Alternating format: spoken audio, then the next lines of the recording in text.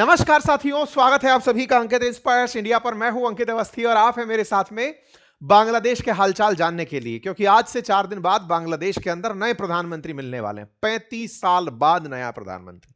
आप सरप्राइज होंगे कि 35 साल किस बात के लग रहे हैं बांग्लादेश में। अभी तक तो थी ना, शेख हसीना थी, खालिदा जिया थी। मैंने कहा नया प्रधानमंत्री शेख हसीना, खालिदा जिया, ये दो ही महिलाएं थी। पिछले 25 साल से इन दोनों का, 35 सालों से इन दोनों का ही राज चल रहा था, अल्टी पल्टी करके। इन दोनों के बाद में अब कोई तीसरा व्यक्ति आएगा, क्योंकि शेख हसीना भारत में और खालिदा जिया ऊपर हैं। ऐसे में मतलब स्वर्गवासी हो गई हैं। ऐसे में उन दोनों के बाद कोई थर्ड व्यक्ति अब बांग्लादेश की सत्ता संभालेगा।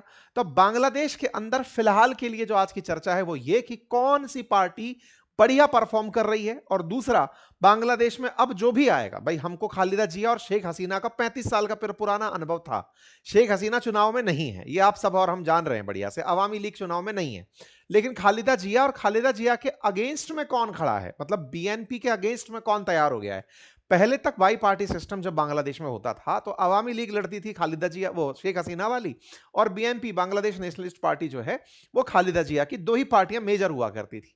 लेकिन शेख हसीना को भगा करके बीएनपी वालों ने क्या पाया, खुद ही संकट में तो नहीं आ गए कहीं। क्यों? क्योंकि इस बार अपोजिशन में बीएनपी के अगेंस्ट कौन खड़ा हो गया है, तो वो है जमात। जमात जो है कट्टरपंथी, कट्टरपंथी जो पाकिस्तान प्रमोटेड है, वो जो कि बांग्लादेश को चाहता है कि पाकिस्तान के साथ मिला लिया जाए, वैसी थॉट प्रोसेस वाला देश, जो कि एकदम इस्लामिक कट्टरपंथ और हिंदुओं के खिलाफ नफरती बयान देने वाला जमात है।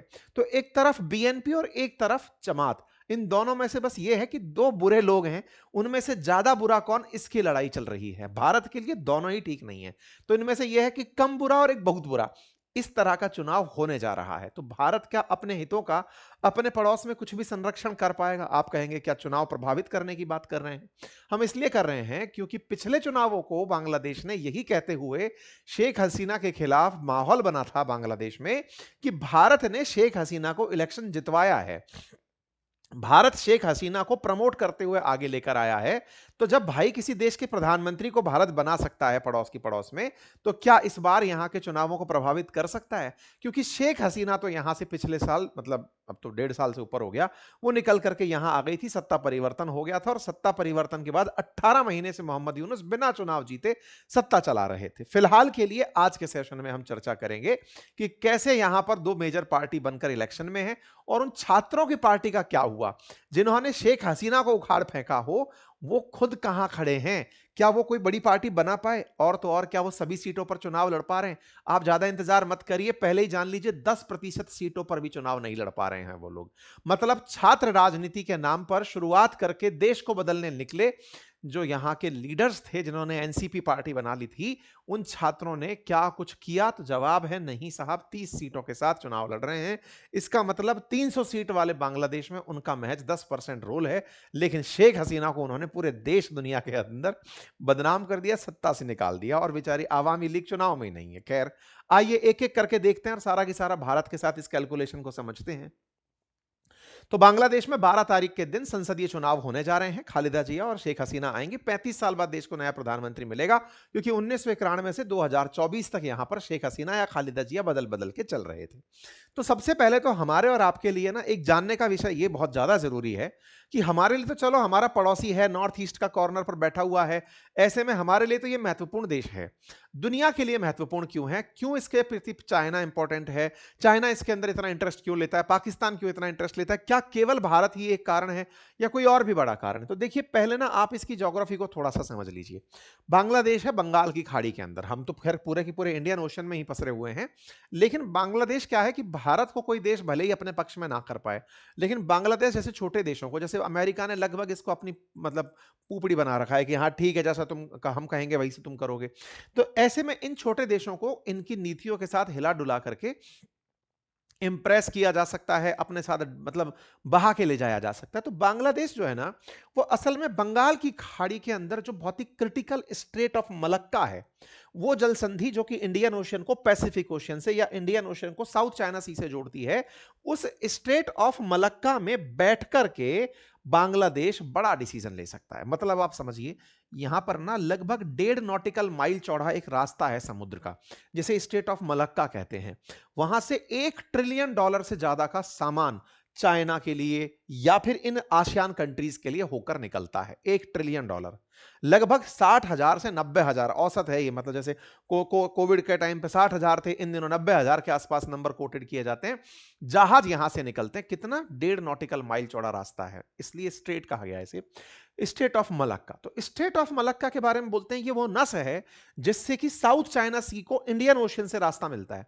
इंडियन ओशन खास क्यों है? क्योंकि पर्शियन गल्फ से यहां से होकर के सारा की सारा तेल निकले या अफ्रीका को जाने वाला सामान निकले, ये जाएगा यूं ही। अगर चाइना जाना है तो उसका रास्ता यही है।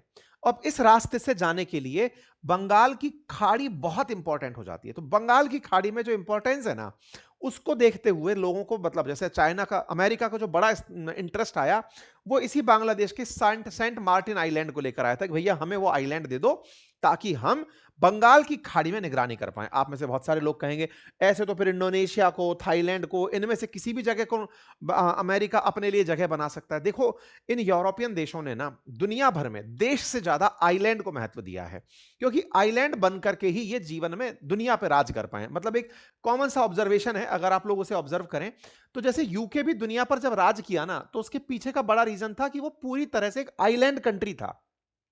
मतलब अपने चारों तरफ किसी से बॉर्डर शेयर ही नहीं करना। उसको तो गलती से आयरलैंड मिल गया, अदरवाइज वो पूरा यूके ही था। तो एकदम समुद्र के बीचों बीच पड़ा हुआ है, पानी की निगरानी की जा सकती है, ये अपने आप को ऐसे मानकर चलते हैं। आज अगर आप यूएस को भी देखें तो उसकी स्ट्रेटेजी क्या है? चार दोनों तरफ पानी है, ऊपर कनाडा के साथ मित्रता, मैक्सिको के साथ दीवार खींच दी। भाई साहब, हम तो पानी में आइसोलेटेड हैं। पड़ोस में इनको बिल्कुल व्यवधान नहीं चाहिए होता। ये इनकी मानसिकता है कि जितना ज्यादा आइसोलेटेड रहोगे, पानी से घिरे रहोगे, सेफ रहोगे, नेवल पावर को बनाना आसान है, बॉर्डर पर निगरानी मुश्किल है। ये इनका थॉट प्रोसेस है। आज अमेरिका जो अपने आप को देखता है ना, मैं पूरा नदर्न हेमिस्फीयर अपना मानता हूं, रीजन है वो कहता है जहां तक जमीन है वो मेरी है, क्योंकि मुझको पड़ोसी नहीं चाहिए। तो इस प्रकार से इन लोगों की सोच है। एनीवे, तो ये ओशियन के अंदर हमेशा, चाहे आप चागोस आइलैंड को उठा लो, मालदीव्स, मॉरिशस, ये तो खुद कहते हैं हमारे यहाँ जगह ले लो साहब, लेकिन नहीं नहीं, सब चागोस आइलैंड चाहिए हमें। ये आइलैंड पर फोकस करने वाले हैं। तो भारत ना इस जगह पर एक बहुत स्ट्रेटेजिकल आइलैंड रखता है, अंडमान निकोबार, आपको मालूम होगा। और भारत उसको ग्रेट निकोबार परियोजना की तरह डेवलप करना चाह रहा है। मतलब भारत की जो लोकेशन है इस बंगाल की खाड़ी में, वो सबसे खास लोकेशंस में है, जिसको हम लोग बंगाल की खाड़ी के अंदर बहुत अच्छे से डेवलप करते हुए चलते हैं। खैर, तो कुल मिलाकर के ये जगह मैंने आपको इसलिए बताई कि इसका महत्व है, और बांग्लादेश से करीबी होने के कारण इस जगह को बांग्लादेश भी समझता है और दुनिया के देश भी समझते हैं कि इसका सेंट मार्टिन आइलैंड लेके यहां पर कुछ निशाने साधे जा सकते हैं। लेकिन ये इनडायरेक्ट रिलेशन हुआ। बंगाल की खाड़ी में इन लोगों को जगह चाहिए, कई कारण है।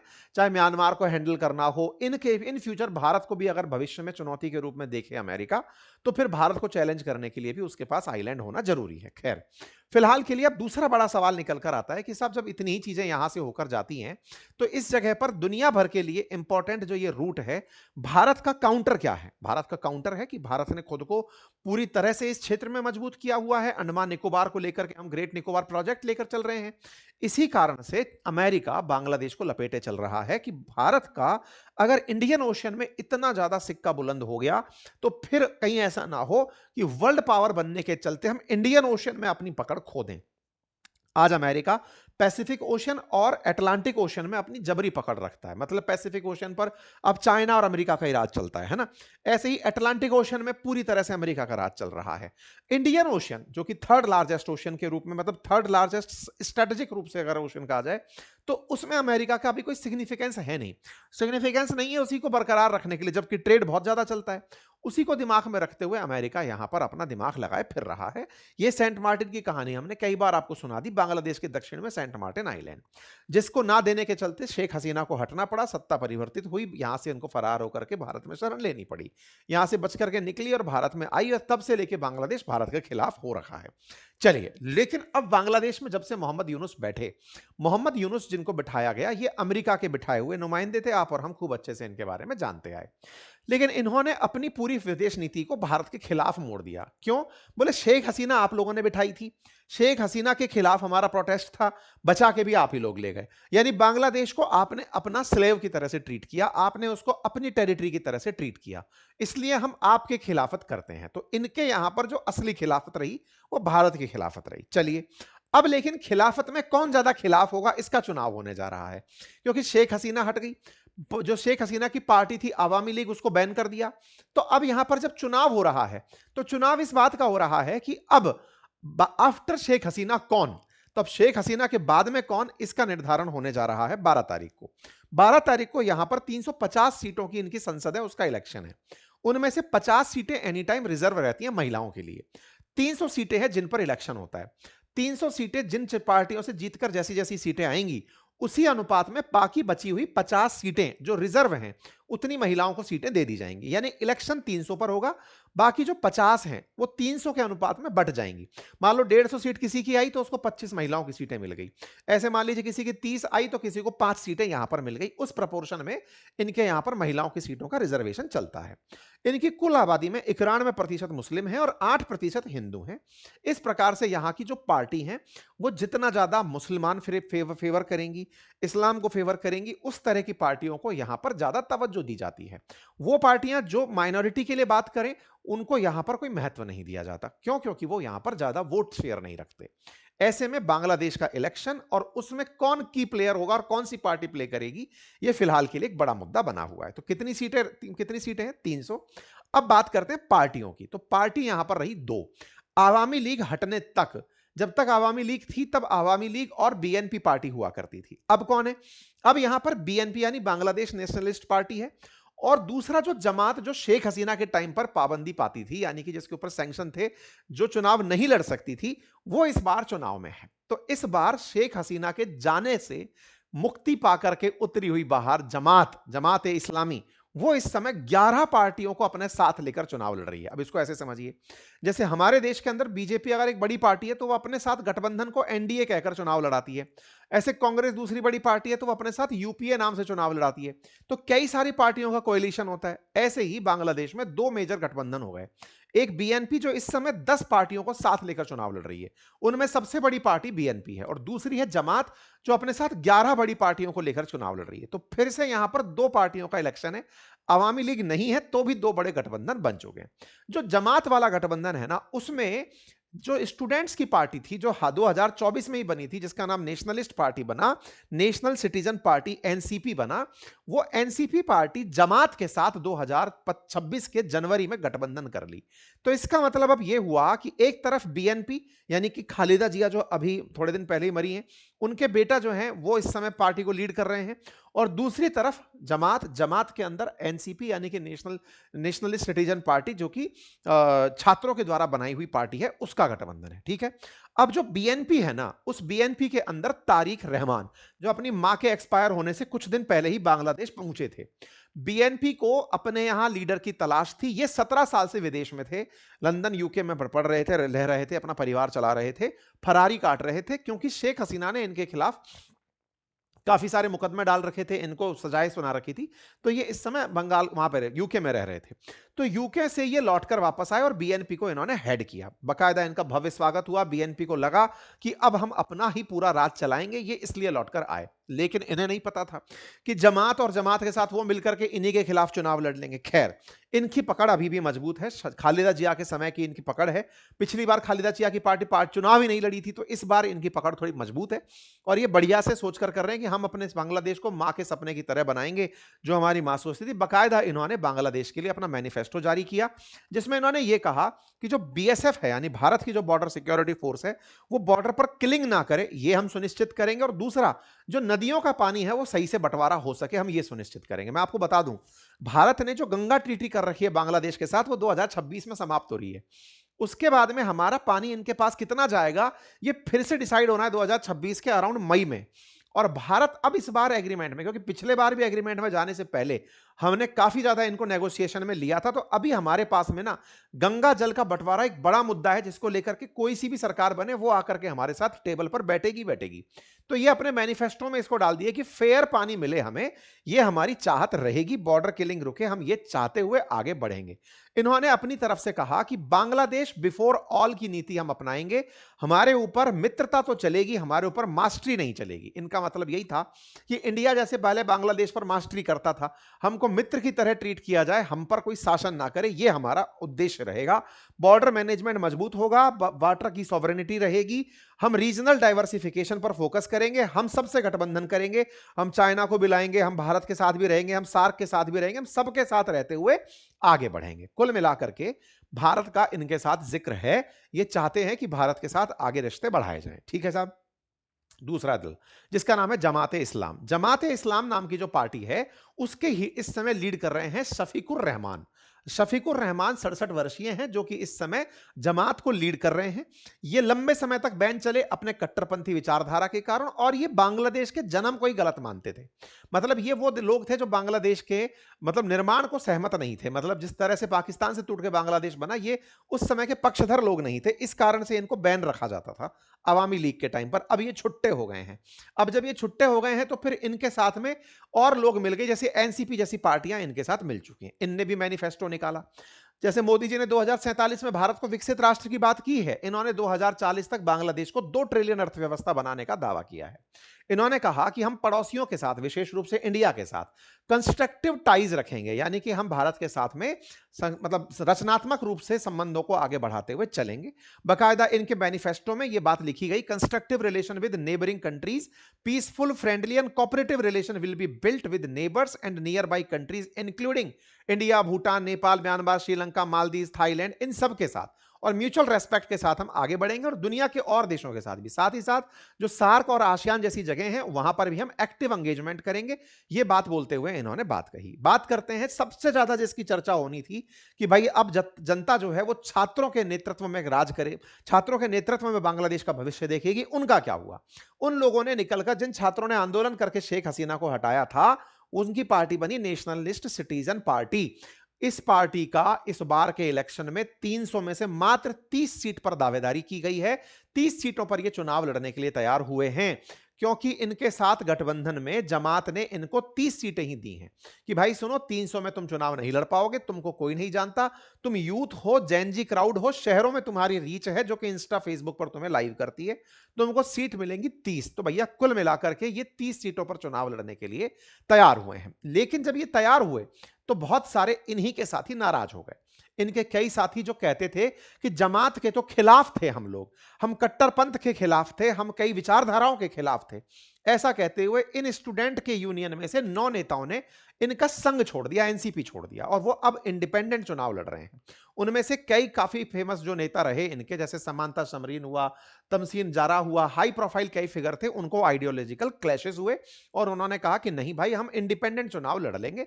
लेकिन नाहिद इस्लाम जैसे जो लीडर थे वो डिफेंस में रहे कि नहीं, हमें साथ रह करके इनको सुधारना है, साथ मिलकर के इनको सुधारना है। अलतत्वगत्वा चुनाव में जब आप उतरते हैं तो फिर चुनाव की गणित कुछ और होती है, आपके आंदोलनों की गणित कुछ और होती है। आंदोलन जब हुए तब जनता को यह दिखाया गया कि हम बिल्कुल कुछ अलग लेकर आ जाएंगे, लेकिन जब चुनाव में उतरना हुआ तो कहा कि पहले साथ मिलते हैं, तब सुधार का इंतजार करेंगे।